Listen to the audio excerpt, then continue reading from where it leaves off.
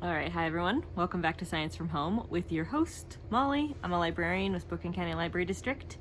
Today, we're going to be doing a repeat topic, erosion, because, if you can see behind me, it has recently snowed, and I'm hoping I can use the snow to demonstrate a little bit about how erosion works.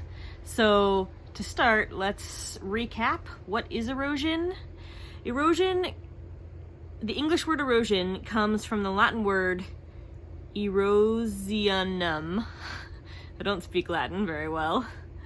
And that means to gnaw or eat away, or to consume.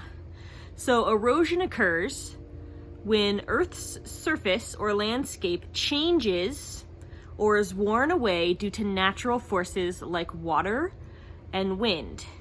So wind and water can chip away and physically move rocks and dirt and soil, and that changes how the world around us can look. In addition to the snow that I'm going to use for today's experiment, it's going to require some water and a hair dryer and a little bit of imagination. So let's get started.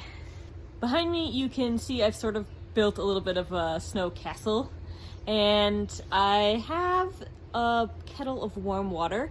I'm just gonna pour the water on top of the castle and we're gonna see what happens.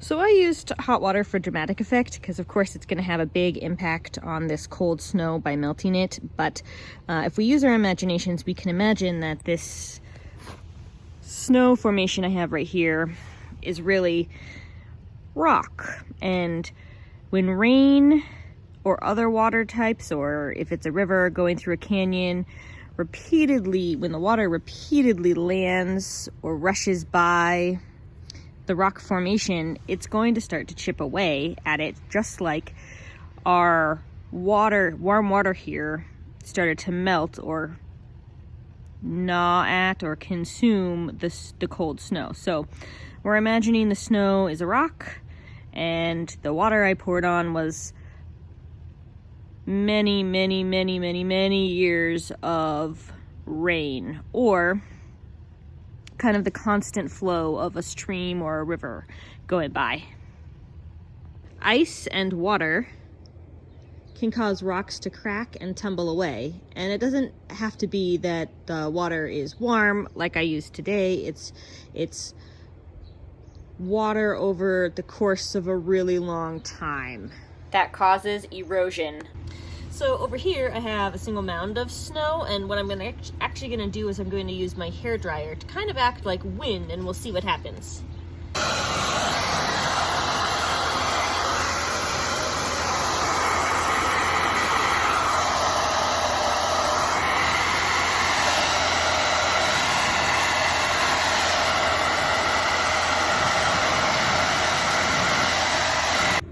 It's not quite as obvious, it's a little bit hard to see in the video, but the hairdryer was acting like wind, and it was blowing, especially right here and on the top here, little particles of snow away. Lots of wind over time on rock or on soil will cause those things to chip and blow away, and that would be erosion.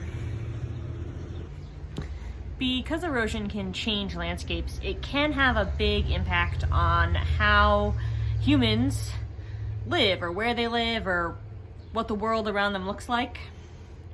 So, for instance, erosion is important to farmers because they don't want all of their good soil that they grow our food in to be blown away or to be moved away by rain or flood.